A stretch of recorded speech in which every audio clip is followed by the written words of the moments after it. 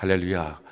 오늘 고난주간 첫 번째 집회에 마가복음 11장 12절로 18절의 말씀입니다. 베다니 마을에서 우리가 하루하루씩 예수님께서 십자가에 못 박혀 죽으시기까지 어떤 일들을 하시고 또 어떤 말씀을 증거하셔서 그것이 우리에게 어떤 메시지를 주느냐 하는 것을 이번 한 주간 우리가 알아가는 것입니다. 그래서 꼭 우리가 주님과 동행하고 있는 이 한 주간이 되면 좋겠습니다. 우리 신앙의 가장 중요한 것이라면 바른 지식을 갖는 것입니다. 잘못된 지식이라면 평생 그렇게 알고 믿어도 헛수고일 뿐만 아니라 사실은 무너지는 것입니다. 바른 지식을 갖는다는 것, 우리가 신앙을 집을 짓는 거다. 마태복음 7장에는 그렇게 말하고 또 유다서 1장에도 보면 믿음 위에 우리를 건축하는 것이다 라고 말합니다. 집을 지으시는 분들은 아실 것입니다. 바른 설계도의 근거에서 짓지 않으면 아무리 훌륭하게 값을 지불해서 지어도 그것은 허물어야 합니다. 왜냐하면 위험하기 때문에 그렇습니다.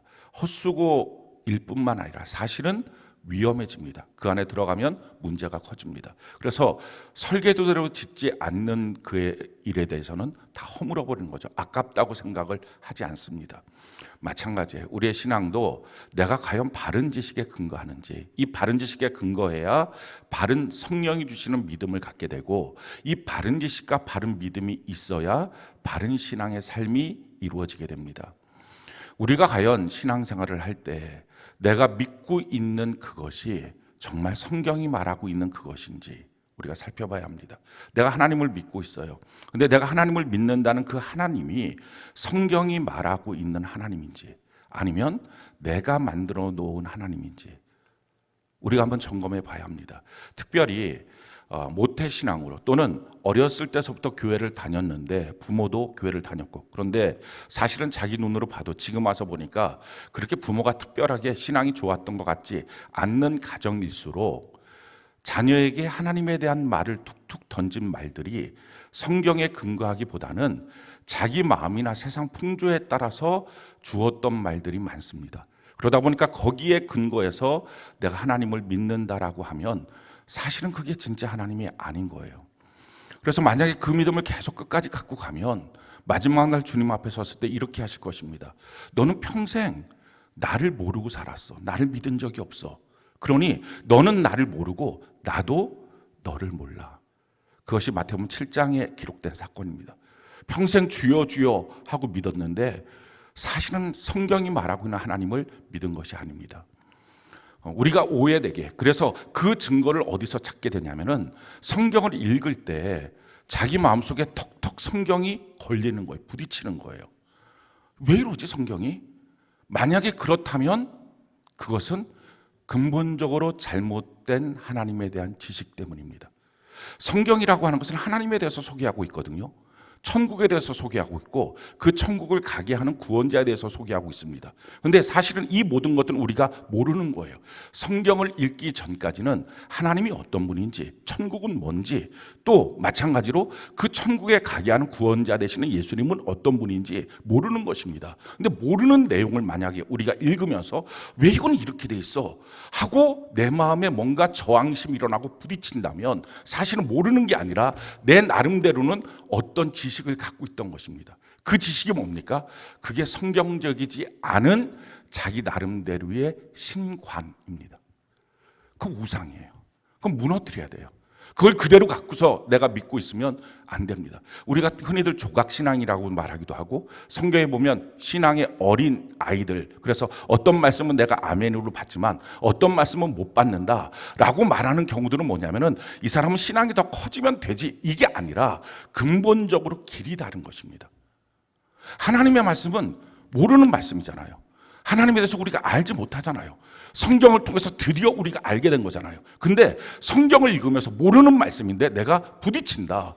그리고 어떤 말씀은 내가 동의가 되는데 어떤 말씀은 동의가 안 된다라고 하면 사실은 동의되든 동의 안 되든 다 자기가 갖고 있는 잘못된 하나님에 대한 생각이에요. 성경이 말하는 하나님이 아니에요. 우리가 믿고 있는 하나님은 성경의 하나님입니다.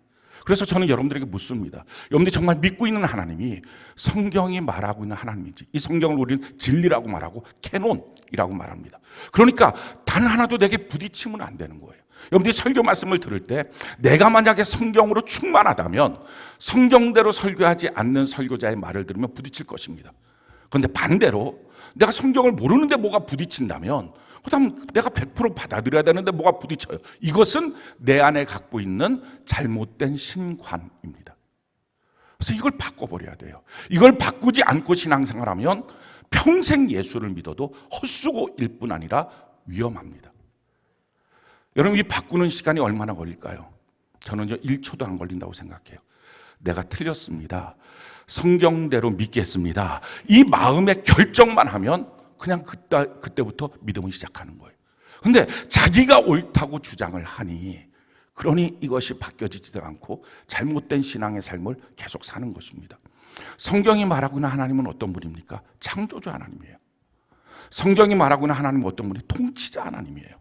성경이 말하고 있는 하나님은 어떤 분이에요? 심판자 하나님이십니다. 그는 전지하시고 전능하시고 그는 선하십니다. 그분이에요. 자, 그렇다면 창조주, 이 땅의 모든 것을 만드시고 나를 만드신 분이에요.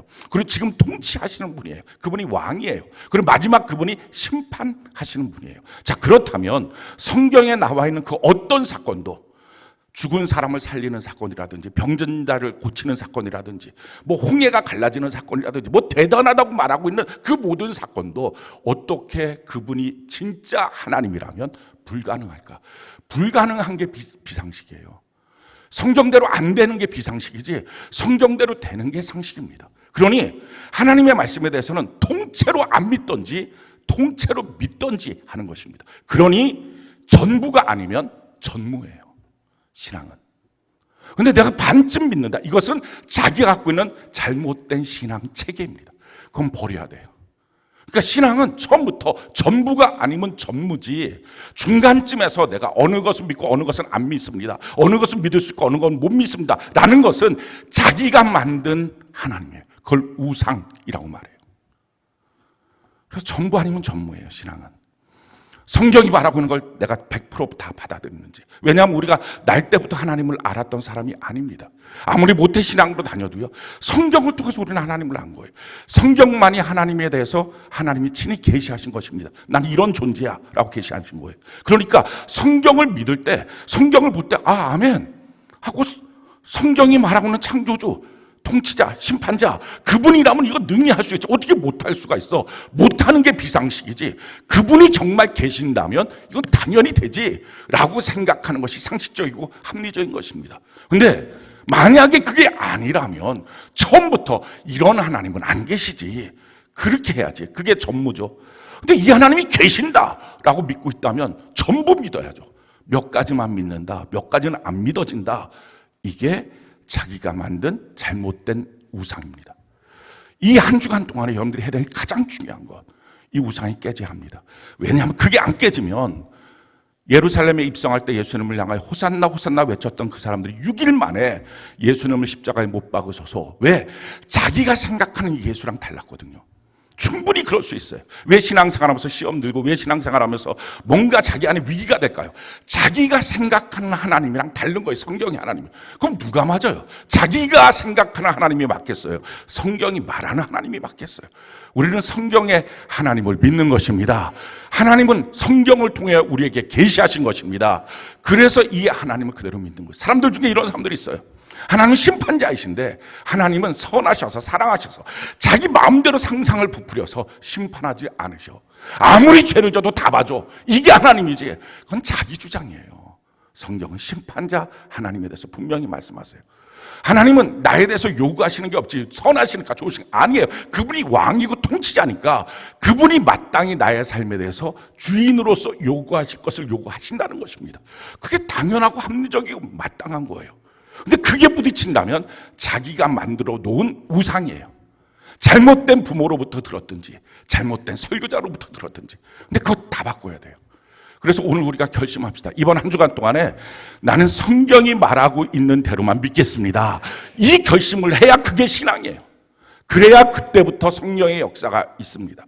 사랑하는 성도 여러분, 성령의 역사는 어떤 흥분과 감정이 아니에요.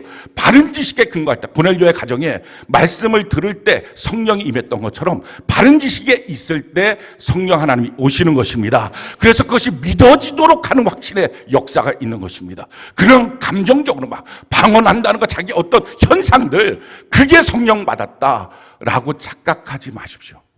성령일 수 있지만 아닐 가능성도 매우 많습니다. 모방하는 방언, 모방하는 떨림 너무 많습니다. 자기 혼자 만들어 놓은 어떤 신비적인 체험들. 진짜 중요한 건 내가 성경대로 믿고 있느냐 하는 거예요. 성경은 천국에 대해서 말씀하고 있어요. 이 땅이 다가 아니라는 거예요. 영원한 천국이 있고 마찬가지로 영원한 지옥이 있다. 그걸 설명하고 있어요. 그리고 그 영원한 천국에 우리의 노력으로 갈 수 없고 구원자 예수님을 통하여 가는 것이다. 이걸 설명하고 있는 것이 성경이에요. 그래서 성경 전체를 놓고 신학자들이 조직신학이라고 그러는데 이것을 체계적으로 이렇게 모아서 만들어 놓은 게 있어요. 그게 가장 중요한 조직신학이 신론, 구원론, 종말론입니다. 그것이 세 가지가 신학론의 핵심이에요. 신론 안에 삼위일체론, 성령론, 계시론 이런 것들이 들어가고 기독론 이런 것들이 들어갑니다. 기독론이 예수님이 누구신가, 그리스도, 성령이 누구시냐, 성령론, 삼위일체 하나님, 성부, 성자, 성령 하나님이 어떤 분이시냐 이런 내용들이 들어가는 것. 그래서 그의 계시가 어떠냐 이런 내용들이 사실은 신론이라고 하는 큰 줄거리 안에 들어가는 내용입니다. 그게 성경이 말하는 신, 하나님이 누구냐 이걸 배우는 거예요. 구원론, 과연 구원이 우리에게 어떻게 주어지냐 이 안에 교회론이 있습니다. 그래서 이 교회 생활을 통해서 어떻게 우리가 구원을 얻느냐, 정말로 마지막 천국에 우리가 어떻게 들어갈 것이냐, 이 세 가지를 놓고서 설명하는 것이 신학이고요. 그 성경 전체의 핵심 테마가 바로 이것이라는 것입니다. 오늘 그래서 우리가 제대로 성경을 보고 아는 것. 그래서 저는 그렇게 생각을 해요. 성경을 읽지 않고 신앙생활은 불가능합니다. 자기가 만든 우상대로 살 수 있어요. 하루라도 성경을 안 읽으면 막 영적으로 배고파져야 돼요. 그게 정상적이에요. 왜? 우리는 하나님을 몰라요. 날 때부터 하나님 아셨던 분 계십니까? 하나님이 어떤 분인지 막 계시로 위에서부터 뭔가 내려와서 하셨던 분이 있습니까? 없어요. 이게 다 성경을 통하여 주신 것입니다. 그래서 이 성경을 정신 똑바로 차리고 제대로 읽으셔야 합니다.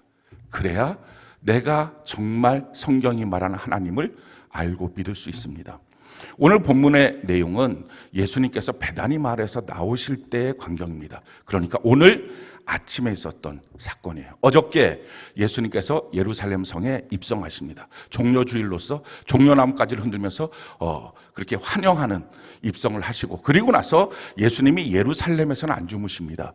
목요일 날 밤에만 마가의 다락방에서 주무시고 감람산 가서 기도하시고 거기서 체포되시죠. 나머지 날들은 다 주일날 저녁, 월요일날 저녁, 화요일날 저녁, 수요일날 저녁까지 다 베다니 마을로 가십니다. 이 베단이라고 하는 것은 예루살렘에서부터 약 4km 정도 떨어진 곳입니다. 오늘 4km가 얼마큼 되는지를 찾아봤어요. 그러니까 여기서부터 운정행복센터 정도 되는 거예요. 그냥 걸어가면 충분히 걸을 수 있는. 예수님께서 그 베다니에 계시면서 이 예루살렘을 왕복하십니다. 그 베다니에는 우리가 잘 아는 나사로, 마리아, 마르다의 집이 있습니다. 거기 그 집에 머무셨는지 아니면 또 다른 어떤 집에 머무셨는지 모르겠지만 베다니에서부터 예수님께서 다시 둘째 날, 그러니까 오늘 아침에 예루살렘으로 예수님이 입성하시게 됩니다. 근데 입성하실 때 아침밥을 안 챙겨주신 것 같아요. 그러니까 제가 봤을 때 그 집은 마리아 마르다의 집은 최소한 아닐 것 같아요. 그분들 같았으면 아침에 상다리가 부러지도록 챙겨드렸을 텐데 안 챙겨준 걸 봤을 때는 그냥 베다니의 마을에 있는 그렇게 신앙이 좋지 않은 집에 어쩌다가 주님이 머무신 것 같습니다. 그러니까 아침도 못 얻어먹고 나오시는 거예요. 근데 오다 보니까 시장하신데 잎이 무성한 무화과 나무가 있습니다. 이 베다니라고 하는 마을은 무화과의 동네다라는 뜻이에요. 그러니까 말 그대로 무화과가 굉장히 많은 곳입니다. 잎이 무성한 무화과 나무를 본 거예요. 가서 그 잎 안에서 무엇이 먹을 게 있나 찾아봤더니 하나도 먹을 게 열매가 없었다는 것입니다. 그래서 예수님께서 너 영원토록 사람이 너한테서 열매를 구하지 못하리라 라고 말씀을 하시게 됩니다. 그러고 나서 나중에 보니까 뿌리채 그 무화과가 다 말라 죽는 모습이 등장합니다. 근데 이 모습을 보면서 영국의 유명한 철학자죠. 버트란드 러셀이라고 하는 사람이 책을 썼는데 나는 왜 그리스도인이 아닌가? 별 책을 다 쓰는 거예요. 내가 왜 예수님을 믿는가? 뭐 간증도 아니고 뭐 이런 책을 쓰는지 몰라요. 내가 왜 그리스도인이 아닌가? 이 책인데 이 책의 핵심 내용이 뭐냐면은 이 무화과 사건을 보면서 우리가 생각하는 예수님이 그렇게 합리적이거나 상식적이거나 선하신 분이 아닐 수 있기 때문에 자기는 예수 안 믿겠다는 거예요. 왜냐하면 오늘 이 본문에 보면 무화과의 열매를 찾는데 무화과의 때가 아니다. 근데 때도 아닌데 찾아가서 예수님이 열매를 찾은 것부터가 비상식적이고 또 열매가 없다고 무슨 예수님이 자기의 배고파 죽겠다고 그 나무를 향해서 너 영원히 열매 맺지 못해. 이렇게 말씀하시는 것도 비합리적이고 그리고 그분이 성질이 보통이 아니다. 그러니 선하신 분 같지가 않다. 그래서 나는 예수님을 못 믿겠다. 이렇게 하는 주장으로 책을 썼습니다.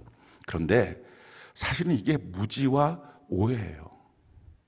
이스라엘은요, 무화과 나무가 6월, 7월에 열매가 수확입니다. 그런데 특징이 참 놀라운 게 이스라엘은 3월, 4월에도 무화과 열매가 맺습니다. 이게 이른 열매예요. 9월, 10월에도 무화과 열매가 맺습니다. 지금 예수님이 언제 가서 그걸 찾는 것입니까? 3월, 4월. 그러니까 지금 우리가 3월달, 4월달 요때 고난주간이 있는 것은 지금 고난주간 똑같은 시간이거든요. 그러니까 예수님이 지금쯤 가서 무화과 찾았다는 건 이른 열매가 있다는 것입니다. 또 한 가지 더 놀라운 사실은요, 무화과는 특별하게 잎이 있으면서 열매가 함께 있습니다. 그러니까 어느 나무를 봤을 때, 무화과라고 하는 나무를 봤을 때 그게 잎이 있다면 반드시 거기엔 열매가 있는 거예요.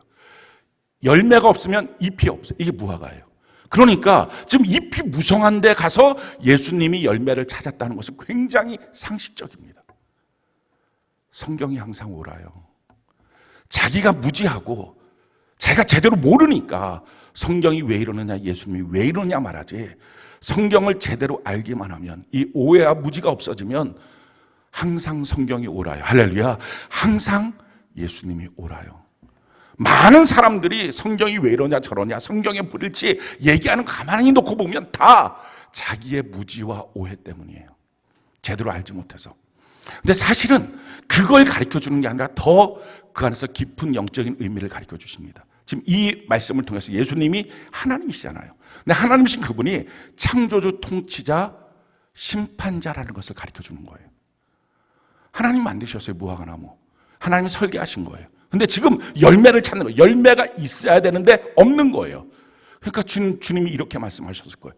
너는 내가 계획한 설계대로 안 있네. 너는 무익하고 무의미하네. 지금 그거예요. 지금 통치자잖아요. 그러니까 통치자니까 당연히 무화과 나무의 열매를 구할 자격이 있는 분이에요. 그리고 심판주가 되시니까 너 영원히 열매 맺지 못하는 심판을 하실 수 있는 거예요.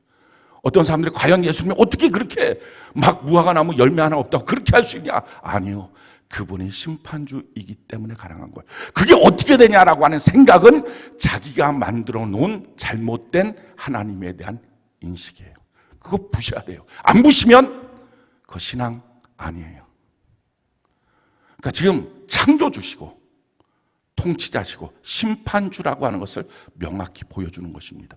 만약에 이 본문을 보면서 어떤 사람이 마음에 걸리고 있다면 그가 우상 숭배하고 있는 거예요. 나는 사랑이 많아서 그런 것 좀 걸리는데, 사랑이 많은 게 아니라 하나님을 오해하고 있는 거예요. 그 하나님 진짜 하나님 아니에요. 가짜예요. 어떻게 하나님께서 이렇게, 그거 다 잘못된 거예요. 제대로 하나님 알라 하는 것입니다. 근데 더 놀라운 사실은요, 이 무화과 나무의 이 사건, 베다니 마을에서 있었던 이 사건은 그 다음에 나타나는 사건에 대한 전조입니다. 그 다음에 예수님이 예루살렘 성으로 들어가셨어요. 그리고 바로 성전으로 가십니다. 성전에 가서 물건 팔고 있고 환전하고 있는 사람들을 다 쫓아내요. 이방인들에서 그걸 하고 있었는데 그걸 다 쫓아내 주십니다. 그러면서 나의 성전은 만민이 기도하는 집이다. 지금 만민이 기도한다.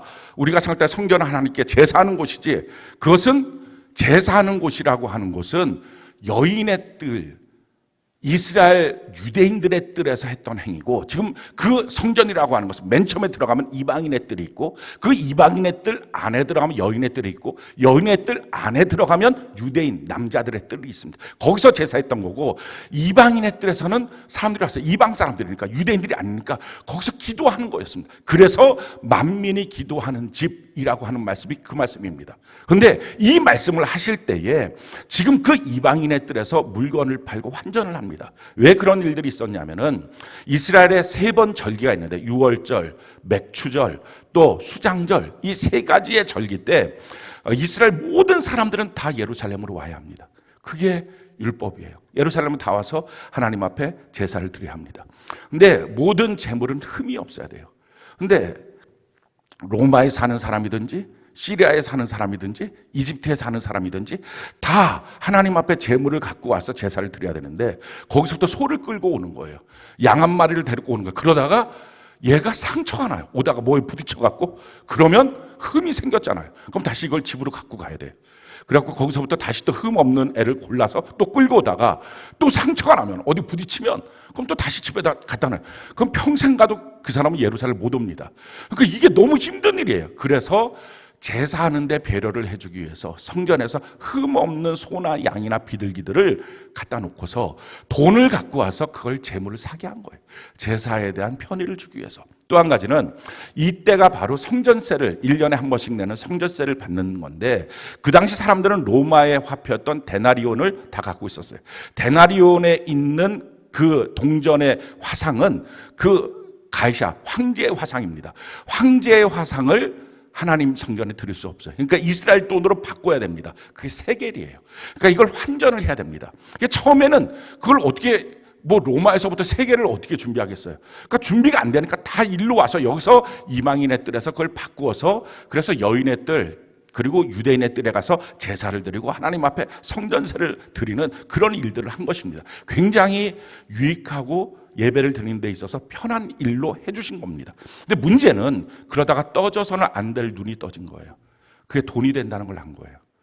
여기서 어차피 다른 사람들은 결정할 수 있는 다른 선택의 여지가 없으니까 여기서 가격을 붙이는 대로가 가격인 거예요. 데나리온 하나에 세겔 하나, 이게 아니라 데나리온 100개에 세겔 하나, 이렇게 붙인들 방법이 없으니까, 그걸 안 내면 율법으로 걸리니까, 하나님 앞에 자기는 죽는 거니까, 그러니까 그렇게 할 수밖에 없는 거예요. 소 한 마리도 다른 데 가서는 소 한 마리가 10데나리온이다. 그럼 여기는 100데나리온. 이런 식으로 해갖고 파는 거예요. 그래갖고 그것을 대제사장과 결탁을 해갖고 수익 창출을 한 것입니다. 그도 그럴 수밖에 없었던 것이, 그 당시에 이스라엘은 로마의 속국이었기 때문에 성전에 대한 국가적인 지원이 별로 없었어요. 1년에 3번 있는 이 절기 때 모든 사람이 왔을 때가 한몫 잡는 것입니다. 운영을 해야 되는 거예요. 그런 점에서 사실은 대제사장과 성전 운영을 위해서 어느 정도 결탁한 문제가 있는 것입니다. 그걸 다 쫓아낸 거예요. 옳지 못하다 한 것입니다. 그러면서 지금 주고 있는 핵심이 뭐예요? 무화과 나무한테 넌 왜 열매가 없어? 넌 왜 잎사귀만 있어? 무화과 나무의 잎사귀는 뭡니까? 무화과의 생존을 위한 것입니다. 열매는 자기 생존을 위한 게 아니에요. 자기가 해야 될 일이었죠. 성전도 성전 운영을 위해서는 이렇게 팔고 거기서 무엇인가 이윤을 남겨야 1년을 먹고 살 수 있는 것입니다. 지금 예수님이 하시는 말씀이 이거예요. 너가 살기 위해서 너의 본질을 버렸니? 그게 본질이라는 걸 어떻게 합니까? 무화과 나무에게 열매 맺지 못해 했더니 뿌리채 말라버린 거예요. 무화과 나무의 본질은 열매였어요.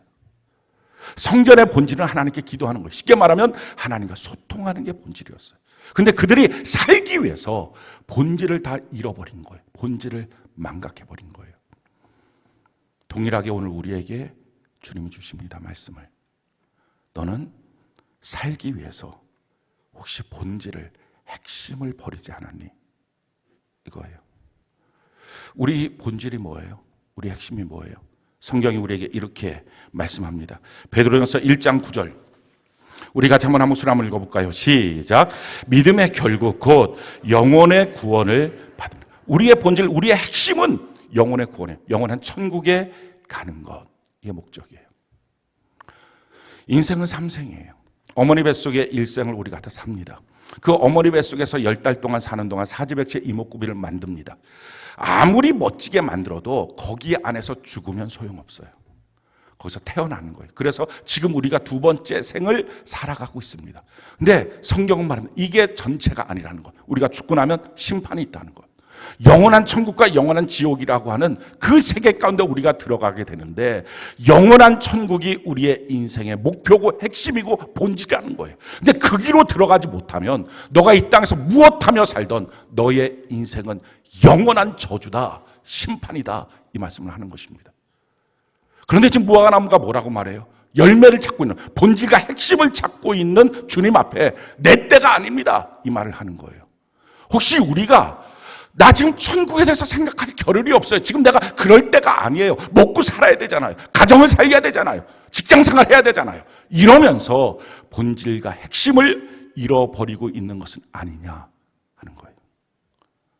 사실은 그게 내 생명인데, 우리가 천국을 가기 위하여 하는 것이 아니라면 천국이 없어지는 그 순간 우리는 뿌리채 말라버리는 무화과나무와 같습니다.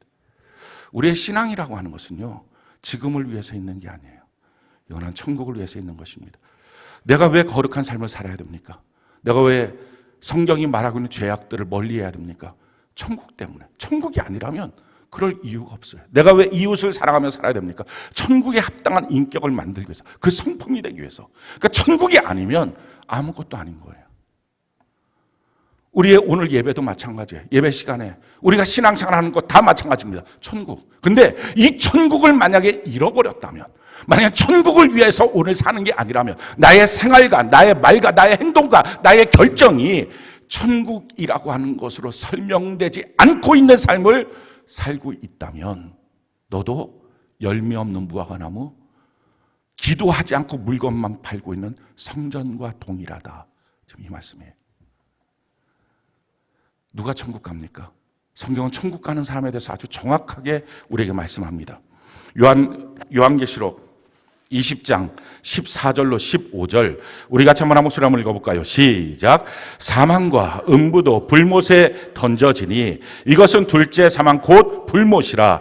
누구든지 생명책에 기록되지 못한 자는 불못에 던져지더라. 누구든지 생명책에 기록되지 못한 자는 불못에 던져진다. 영원한 지옥에 들어간다. 그래서 생명책에 기록된 자만 영원한 천국에 들어간다 하는 것입니다. 근데 우리가 갖고 있는 아주 잘못된 지식이에요. 그 지식도 버려야 될 지식입니다.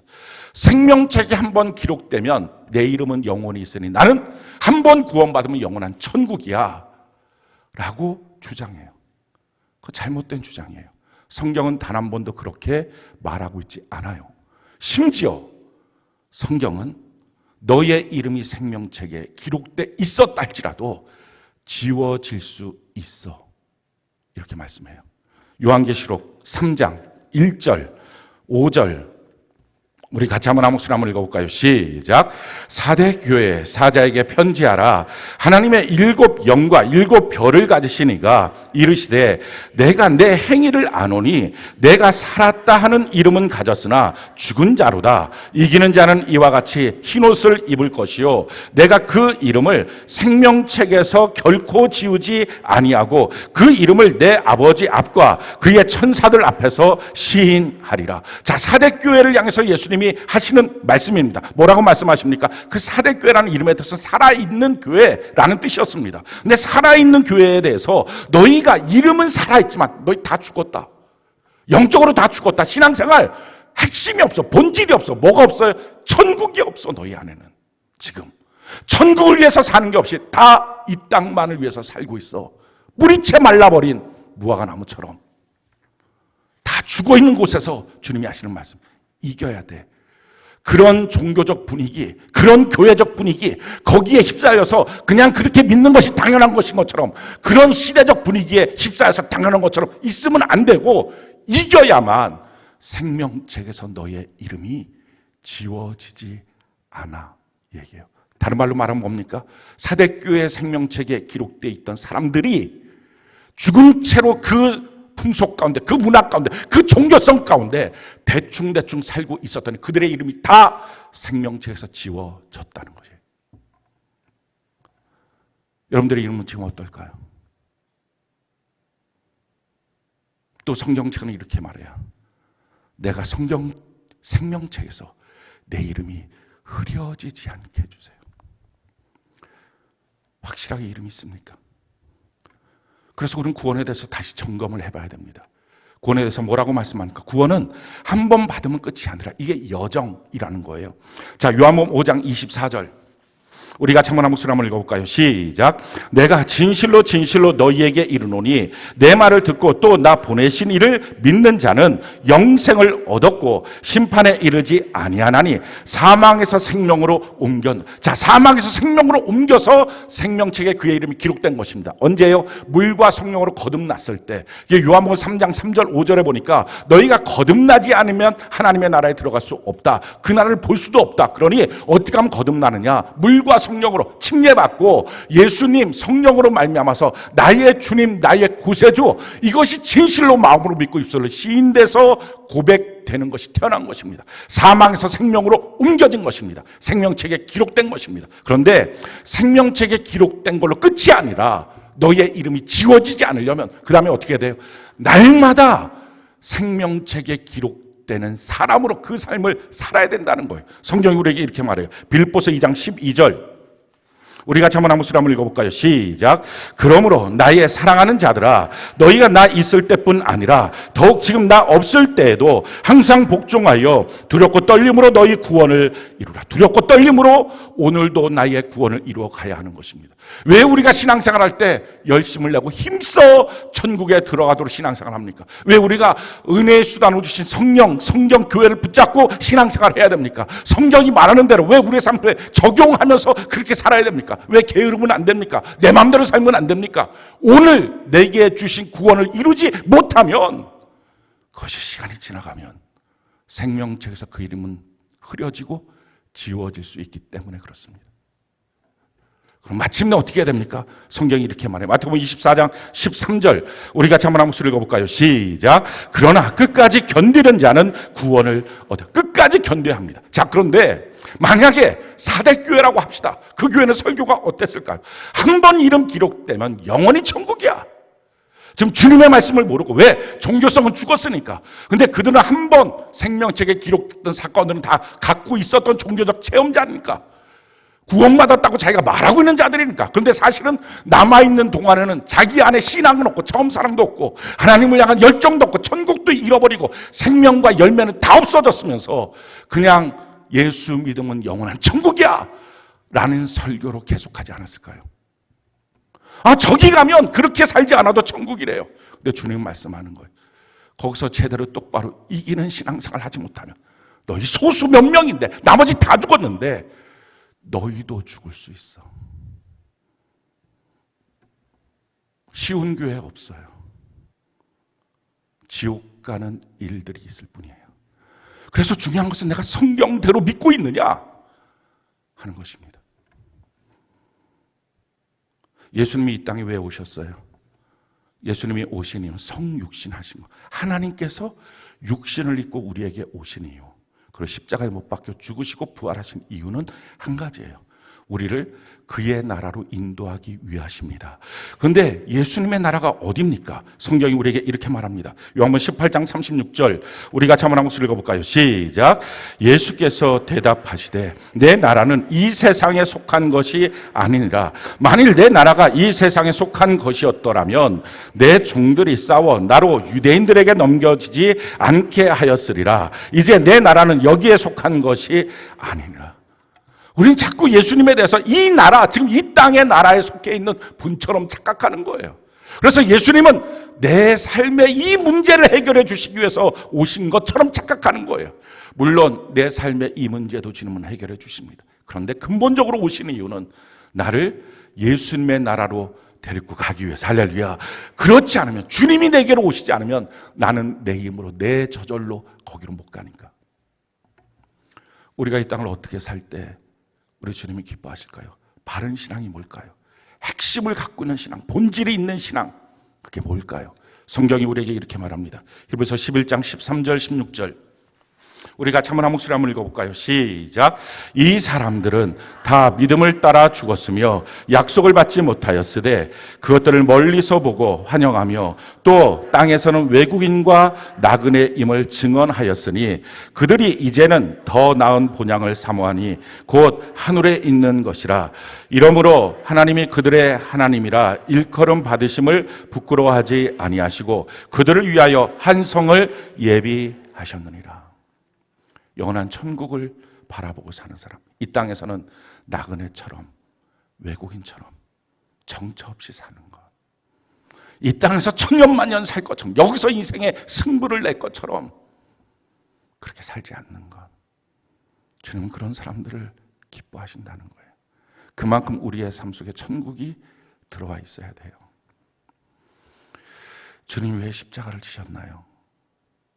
왜 내 죄를 사하셨나요? 죄 사해서 이 땅에서 잘 먹고 잘 살라고가 아니잖아요. 죄가 있으면 예수님의 나라 천국에 못 가니까. 그러니까 지금 십자가에 달려 못 박히시기 5일 전에 바로 오늘 주님이 물어보시는 거예요. 나는 너를 위하여 내 나라에 천국으로 데리고 가기 위하여 십자가에 못 박혀서 너의 죄를 사해 주려고 하는데 너의 마음속에는 천국은 있니? 그걸 질문하는 거예요. 천국 가게 하기 위해서 내 죄를 없애기 위해서 십자가에 못 박혀 죽으시는 주님이 우리가 너무 합당한 질문 아닙니까? 너는 천국 있니? 너 천국 믿고 천국을 가기 위한 갈망이 있고 근데 내 죄 때문에 못 간다는 이 처절한 절망이 있고 그때 예수님이 내 죄를 십자가에서 다 속량하셨다는 것 때문에 내가 이제 주님 붙들고 천국 갈 수 있다는 이 기쁨과 감격으로 더 평생 살 수 있니? 이 땅에서는 외국인과 나그네처럼 사는 것 두렵지 않고 기쁨이 될 수 있니? 이 땅의 성공이 그렇게 우리에게 주장하지 않는 거죠. 그게 그리스도인이에요. 사랑하는 성도 여러분, 오늘 이 저녁에 우리의 마음을 살펴보시기 바라요. 예수님이 십자가에 못 박혀 죽으신 것, 그래서 내가 가장 기뻐할 일이 나의 저주, 가난, 질병이 끊어졌어요. 그래서 나는 이 땅에서 떵떵거리고 살 수 있어요. 그것보다 더 본질적인 것, 너의 죄를 끊은 이유는 너가 천국 갔으면 좋겠어. 이 땅이 전부가 아니라 이 땅이 마치는 그날 내가 너를 천국으로 데리고 가기를 원하는데, 근데 천국에 대한 소망이 없으면, 열매가 없어. 그게 열매인데, 그게 본질인데, 그게 핵심인데 너는 영원히 열매를 맺지 못하는 천국을 잃어버린 존재로 살게 되지 않겠느냐. 왜 성전이 더러워졌어요? 성전인 내가 왜 더러워졌어요? 천국을 잃어버려서. 오늘 이 밤에 우리가 천국을 믿고 붙잡고 나 천국 가기 위해서 사는 사람입니다. 결단하고 주님 앞에 우리가 성경 그대로 바로 서는 이 밤이 되어서 성령께서 역사하셔서 우리 평생에 지워지지 않는 천국을 향한 소망이 넘치기를 예수님 이름으로 축원합니다.